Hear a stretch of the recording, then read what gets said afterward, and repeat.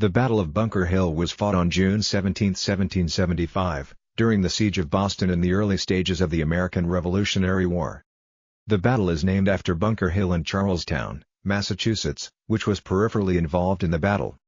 It was the original objective of both the colonial and British troops, though the majority of combat took place on the adjacent hill which later became known as Breed's Hill. On June 13, 1775, the leaders of the colonial forces besieging Boston learned that the British were planning to send troops out from the city to fortify the unoccupied hills surrounding the city, which would give them control of Boston Harbor. In response, 1,200 colonial troops under the command of William Prescott stealthily occupied Bunker Hill and Breed's Hill. During the night, the colonists constructed a strong redoubt on Breed's Hill, as well as smaller fortified lines across the Charlestown Peninsula. By daybreak of June 17, the British became aware of the presence of colonial forces on the peninsula and mounted an attack against them that day. 2 assaults on the colonial positions were repulsed with significant British casualties. The third and final attack carried the redoubt after the defenders ran out of ammunition. The colonists retreated to Cambridge over Bunker Hill, leaving the British in control of the peninsula. The battle was a tactical, though somewhat Pyrrhic victory for the British, as it proved to be a sobering experience for them, involving many more casualties than the Americans had incurred, including a large number of officers. The battle had demonstrated that inexperienced militia were able to stand up to regular army troops in battle. Subsequently, the battle discouraged the British from any further frontal attacks against well-defended front lines. American casualties were comparatively much fewer, although their losses included General Joseph Warren and Major Andrew McCleary, the final casualty of the battle. The battle led the British to adopt a more cautious planning and maneuver execution in future engagements, which was evident in the subsequent New York and New Jersey campaign, and arguably helped rather than hindered the American forces. Their new approach to battle was actually giving the Americans greater opportunity to retreat if defeat was imminent. The costly engagement also convinced the British of the need to hire substantial numbers of foreign mercenaries to bolster their strength in the face of the new and formidable Continental Army.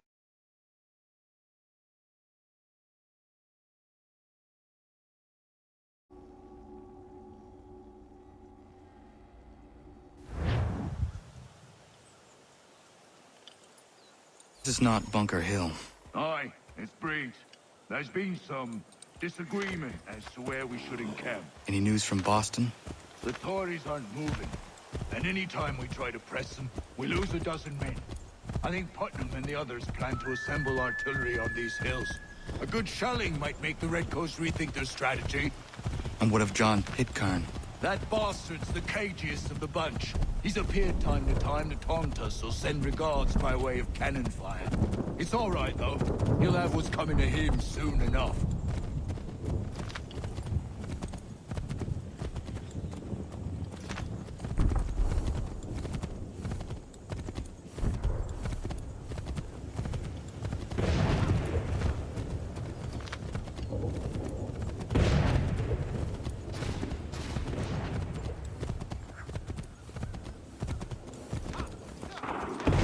Putnam's just up ahead. I don't care much for your excuses, gentlemen. You could be building on Bunker Hill.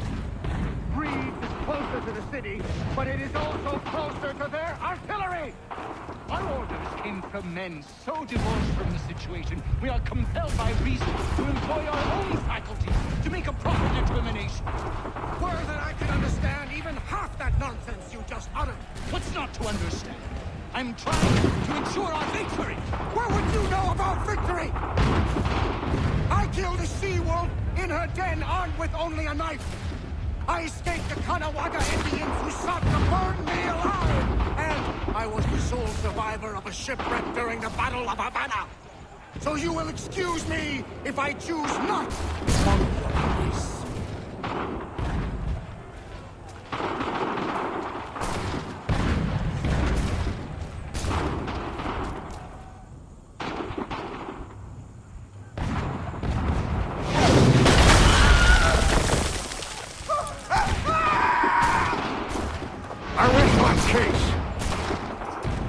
I'm going back to Bunker Hill! Good day, gentlemen! General Putnam. What? I'm looking for John. I was told you'd be able to help me find him. He's tucked away inside that city with no reason to leave. As long as that ship continues its assault, we'll never flush him out. But if the ship was silenced, Oh, that poor guy might be forced to get off his arse and come forward.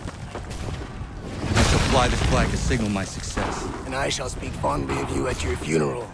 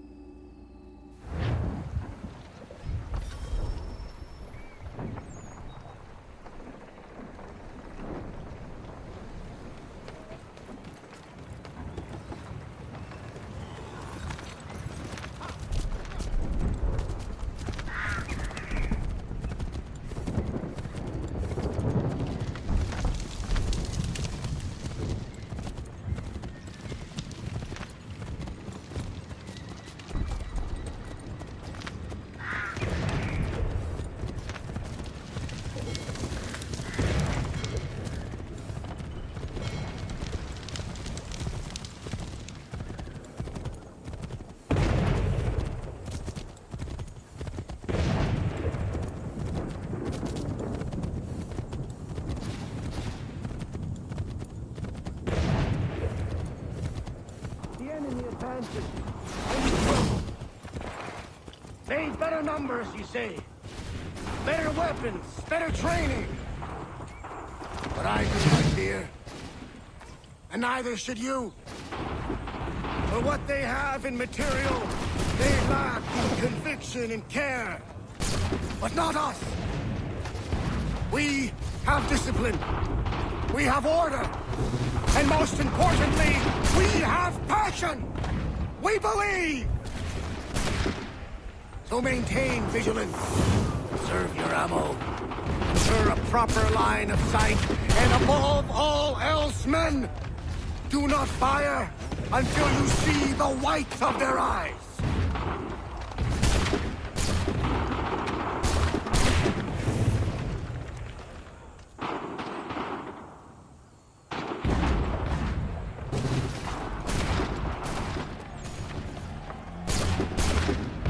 Well, I'll be damned. You did it. That was quite a speech. Lies, all of it, I'm afraid. Still, such words have carried us thus far. And what of Pitcairn? He's left Boston, as I said he would, and set up camp on Molten Hill. There's no good way to get at him. Not with that maelstrom brewing down below. I suppose you could circle around a bit and wait for us to thin their ranks.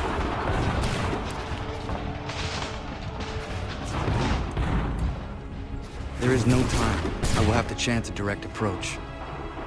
That's twice today you proposed the impossible. I see no other choice. Not because you're mad as a March hare, son. I expect an apology on my return.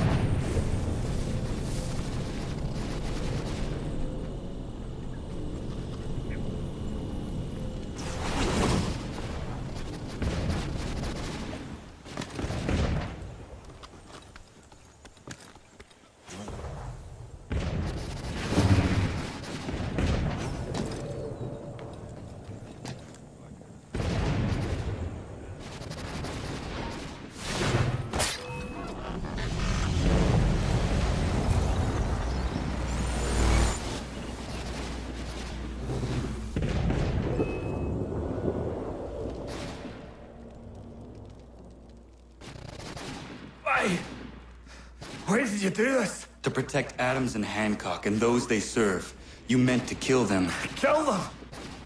Are you mad? I wanted only to parley. There was so much to discuss. To explain. You put an end to that now? If you speak true, then I will carry your last words to them. They must lay down their arms. They must stop this war. Why them and not the Redcoats? Do you not think we asked the same question of the British? These things take time. And it would have succeeded had you let me play my part. Part of the puppeteer. Or better, we hold the strings than another. No, the strings should be severed. All should be free. And we should live forever on castles in the sky. You wield your blade like a man, but your mouth like a child. And more will die now. Because of that. Sahoin jänerene o teenam da setakwe. Tinio ne jaho teena tam da setakwe.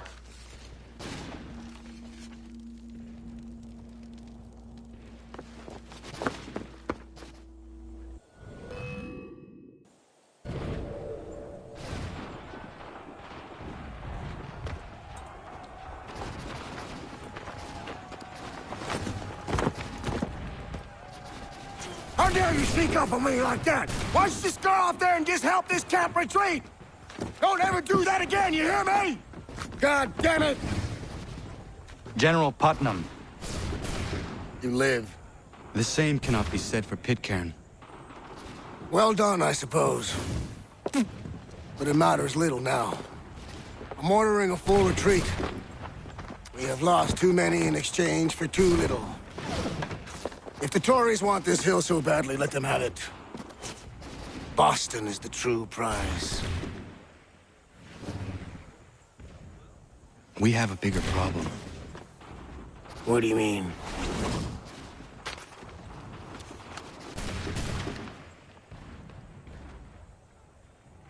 This can't be right.